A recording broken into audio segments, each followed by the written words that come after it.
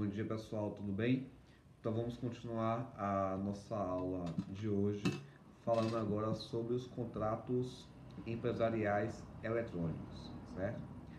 Inicialmente cabe ressaltar que os contratos eletrônicos eles não têm uma normatização organizada dentro do nosso sistema jurídico, até porque eles são contratos bastante recentes, né? Veja que a internet no Brasil, por exemplo, ela teve a sua estabilidade, né, e o seu crescimento a partir do final da década de 90, mais especialmente na década dos anos 1000, tá? 2000, desculpe, tá? Então, nós não temos efetivamente uma normatização sobre o que é o contrato eletrônico e como é que ele se configura, né? O nosso Código Civil de 1916, obviamente, ele não trata sobre isso, né, porque é uma norma ainda do século XX e a gente só teve o surgimento da internet no final do século XX, o início do século XXI, né? Aqui no Brasil, basicamente no século XXI, né, com mais força. E o Código de 2002 ele não atende efetivamente essa tipificação contratual, haja vista que hoje, se a gente for falar, né, de 8 anos depois da criação do Código Civil de 2002, nós temos um mundo digital, né, totalmente diferente do que você tinha há 8 anos atrás. Então ele não se aplica, né, na questão dos contratos virtuais ou dos contratos eletrônicos. Entretanto, a sua legislação, principalmente acerca do artigo 104, que fala sobre a validade dos negócios jurídicos, né? Também os artigos 421, 422, 423, que tratam sobre os princípios que regem, né, os contratos, ou aqueles contratos atípicos, eles servem como um arcabouço para a gente poder determinar, legitimar e legalizar esses contratos eletrônicos ou contratos virtuais, certo? Então, por conta disso, a gente pode dizer que os contratos eletrônicos eles são considerados contratos atípicos, né? Por que atípicos? Porque não existe efetivamente uma legislação específica que venha normatizar esse tipo de contrato, tá? Por outro lado, nós temos alguns contratos típicos que eles podem ser feitos por meio eletrônico, né? Então a gente vai falar mais adiante aqui, por exemplo, dos vários tipos de contratos eletrônicos que a gente tem, né? Então a gente pode ter contratos eletrônicos típicos, né? Porque são aqueles contratos típicos já existentes que podem ser celebrados, podem ser cumpridos pela via eletrônica, né? E temos aqueles contratos eletrônicos propriamente ditos, né, do início ao seu fim, né?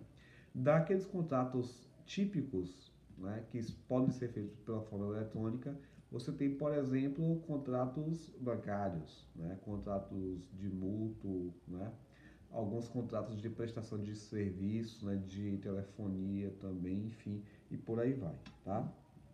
É, Outra questão importante que a gente tem que falar é sobre os princípios que regem esses contratos eletrônicos, né? Já que pelos artigos 421, 422, 423, esses princípios eles vão efetivamente, né, estabelecer o arcabouço para sustentar a legalidade desses contratos. Então, primeiramente, nós temos o princípio da função social dos contratos, né? Então, por esse princípio, você dispensa a questão de uma criação de uma forma para a validade do contrato, mas que aquele contrato ele efetivamente ele venha cumprir a sua finalidade do ponto de vista social, né? Quando a gente fala aqui de função social do contrato, a gente fala de uma função do ponto de vista jurídico, econômico, social, né, para essa sua finalidade. Ou seja, o contrato empresarial eletrônico ele tem por fim você gerar a troca de mercadorias ou a prestação de serviço, né, com a sua efetiva contraprestação com o pagamento e a circulação de riquezas dentro da sociedade, né? Então, havendo o cumprimento da obrigação, independente da forma contratual, se ele é eletrônico ou não, mas ele precisa atender a sua função social, tá? Outra questão que você também tem aqui se refere ao pacta sunt servanda, né? Então, o contrato eletrônico ele precisa garantir segurança, né, aos seus contratantes, não apenas quanto ao instrumento e a forma de contratação, né, mas também acerca do cumprimento das suas obrigações, né? Então, quando você fala aqui de forma de contratação, você vem a falar, por exemplo, de que o sistema onde você tem aquele contrato eletrônico, ele seja um sistema confiável, né? Onde você tenha um acesso seguro por meio de senha, ou até mesmo por meio de sua impressão digital, ou pela via ocular, né? Enfim, né? Tem também a questão da biometria, enfim. Então, são instrumentos que dão garantias, que dão seguranças àquele instrumento contratual, né?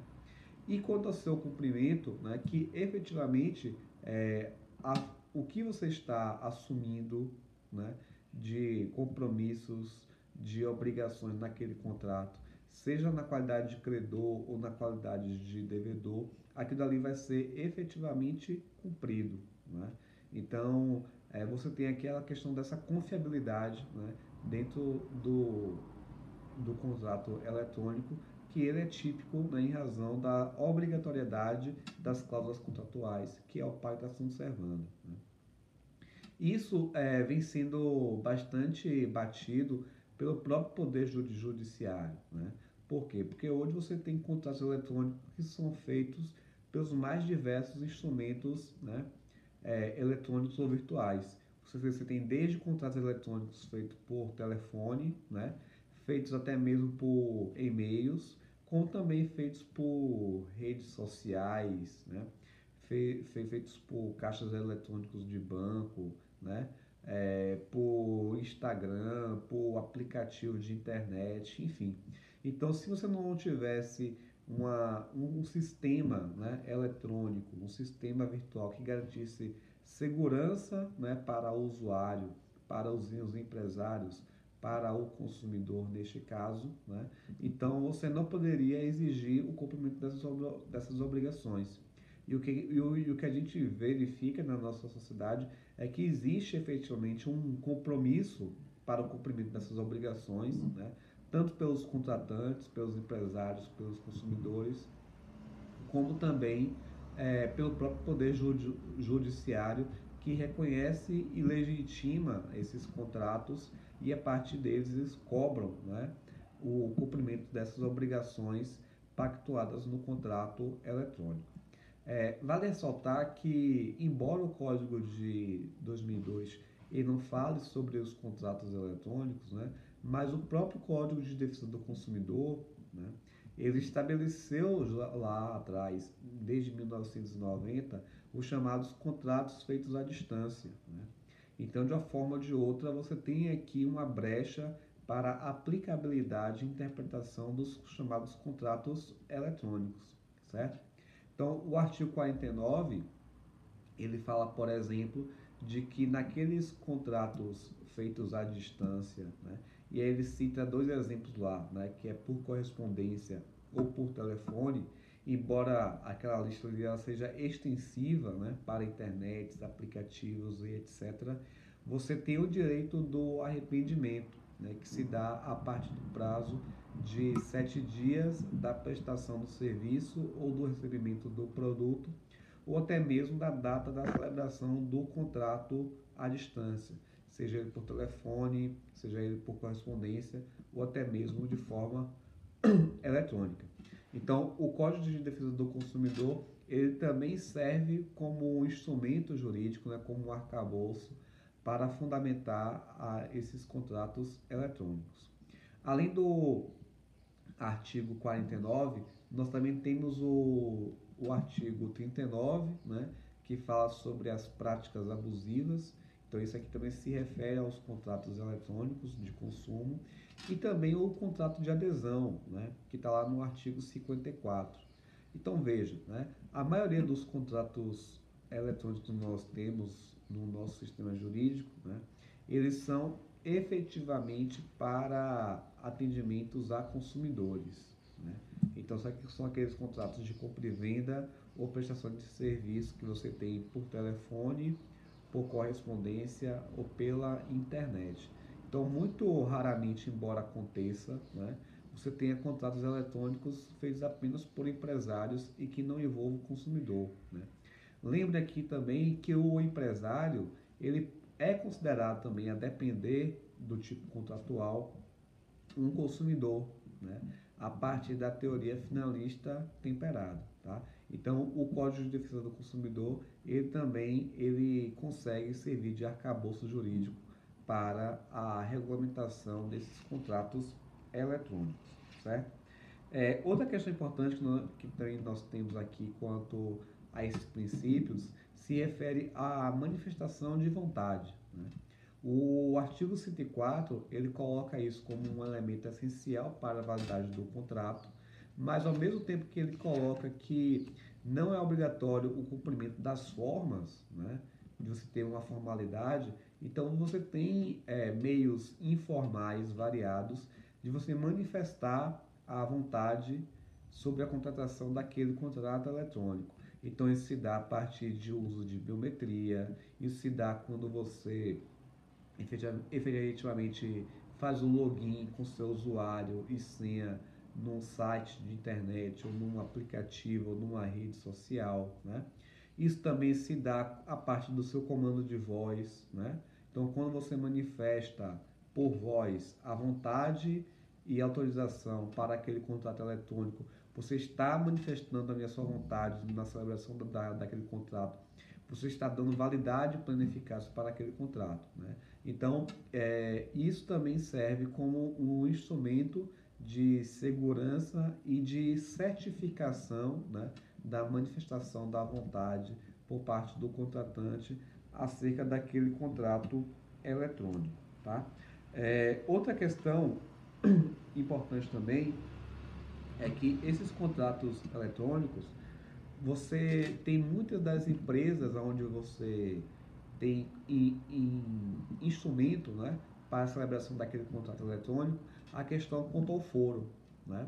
Então, se eu tiver um problema no meu contrato eletrônico, onde é que eu vou reclamar, né? Então, veja só, vamos imaginar que você faz um contrato, celebra, né, um contrato eletrônico pelo Instagram, né? O Instagram, ele é um provedor, ele é um canal, ele é uma empresa que faz parte do Facebook, né? E tem a sua sede nos Estados Unidos, mas tem um escritório no Brasil, né? Não sei aonde, mas tem aqui no Brasil. Então, se você faz um contrato, por exemplo, pelo Instagram, né? Um contrato de compra e venda de aparelho, né? Então, você compra um aparelho qualquer, né? Onde é que eu vou resolver essa demanda? Eu vou resolver essa demanda nos Estados Unidos, eu vou resolver essa demanda em São Paulo, onde supostamente fica o escritório do Facebook, né, que é a empresa responsável pelo Instagram, ou eu vou responder essa demanda em Feira de Santana, que é onde fica sediada aquela empresa que tem aquela conta empresarial no Instagram, ou eu vou celebrar esse contrato em Salvador, que é onde eu estou, né, na qualidade de contratante. Pode ser também na qualidade de consumidor, né? Então, o artigo 435, né, do Código Civil, ele estabelece que efetivamente o foro de competência para discutir as questões referentes a esse contrato eletrônico, ele se dará no local onde aquele contrato ele foi celebrado, né? Mas veja só, ele foi celebrado pela internet, né? Então, como é que vai ser, né? A internet não é um lugar físico, né? A internet é uma nuvem, né? Vamos assim dizer, né? Então é complicado você utilizar a partir daqui, né? Mas o próprio artigo 9º, né, parágrafo 2º da lei que estabelece as normas do direito brasileiro, né, a LINDB, né, ou a antiga denominação, que é a Lei de Introdução ao Código Civil, ela coloca lá que a competência para discutir aquele contrato vai ser efetivamente no local de situação do proponente, né? Então você pode colocar aqui enquanto proponente, seja a, a situação, né, o domicílio do contratante ou o domicílio do contratado, aquele que propôs o negócio jurídico, né? Aquele que propôs o contrato do eletrônico, tá? Então aqui, se a gente for pegar o exemplo que eu estou colocando, a gente exclui a nuvem, né, onde está o Instagram, a gente exclui o Facebook, que é a empresa que gerencia o Instagram, que tem sede nos Estados Unidos, mas tem escritório aqui no Brasil, e aí a gente limita para a cidade de Feira de Santana, que é onde está aquela empresa, né, que tem a sua conta no Instagram e que ofereceu aquele produto, aquele aparelho, e a pessoa que contratou que está aqui em Salvador, né? Então a gente limita aqui para as comarcas de Feira de Santana e de Salvador como regra de competência para discutir esse contrato eletrônico, né? Além disso, o próprio Código de Defesa do Consumidor, lá no artigo 101, ele fala que, se tratando de contrato eletrônico, né, de consumo, obviamente que ele não fala de contrato eletrônico de consumo, né, mas quando você coloca um contrato de consumo, você vai para o CDC, né, então ele coloca que a regra de competência para promover essa ação judicial será a do domicílio do consumidor, né, ou seja, do autor, portanto será aqui em Salvador, tá certo? Quanto à classificação desses contratos eletrônicos, a doutrina ela estabelece três tipos de contratos, certo? São aqueles interativos, são os intersistêmicos e são aqueles interpessoais. O que seriam os contratos interativos? São aqueles contratos eletrônicos que você utiliza a todo tempo, ou melhor, a qualquer momento, e você utiliza ele com tanta frequência que você não tem noção que você está, a partir dali, celebrando ou convalidando ou atualizando ou acessando um serviço ou um produto a partir de um contrato eletrônico, né? É o caso que você tem, por exemplo, com redes sociais. Toda vez que você utiliza seu Facebook, né, ou seu Instagram, ou seu WhatsApp, você está, mais uma vez, né, revalidando os seus dados naquele sistema operacional, né, naquele aplicativo, e celebrando a partir dele contratos eletrônicos com a própria plataforma, né, com o próprio WhatsApp, com o próprio Instagram, com o próprio Facebook. Então, quando você manda, por exemplo, um direct pelo Instagram, né, ou você utiliza o bate-papo do Facebook, ou você coloca uma publicação no Facebook, ou quando você conversa com o seu professor, né, comigo pelo WhatsApp, você estabelece essa comunicação, né, essa prestação de serviço de comunicação a partir de uma estrutura, a partir de um intermediário, que é essa rede social, né, que é o Instagram, que é o Facebook, que é o aplicativo de WhatsApp. Então você tem aqui um contrato eletrônico interativo, né, onde você interage com ele com uma frequência muito grande, né, dada a sua relevância e a sua aplicação na nossa sociedade contemporânea, certo? Temos também aqueles contratos eletrônicos que são os contratos intersistêmicos, né, que hoje em dia você tem ele a partir desse sistema de pandemia, né, de uma forma muito presente, né, ou mais presente ainda do que já era, né? O que é o contrato eletrônico intersistêmico? É aquele contrato aonde você faz a contratação de um produto ou de um serviço por meio eletrônico, né? Aqui você coloca por aplicativo, por telefone, por e-mail ou pela própria internet, mas o cumprimento do contrato, né, ele se dá ainda de forma, vamos assim dizer, tradicional, né, de forma ainda física, né? Exemplo, por exemplo, delivery, né? Pelo delivery, você celebra um contrato eletrônico, seja pelo aplicativo da pizzaria, seja pelo telefone daquele restaurante, onde você compra, né, um produto que é aquela comida, só que a conclusão, né, daquele contrato, né, vai ser pelo meio tradicional. Por quê? Porque você vai receber a sua comida física e não eletrônica em casa, né? Que você vai receber fisicamente a presença do entregador que vai fazer a entrega daquela comida, né? Daquele jeito. Então, a partir daqui, você tem um contrato onde você tem um contrato que ele é efetivamente tradicional, né?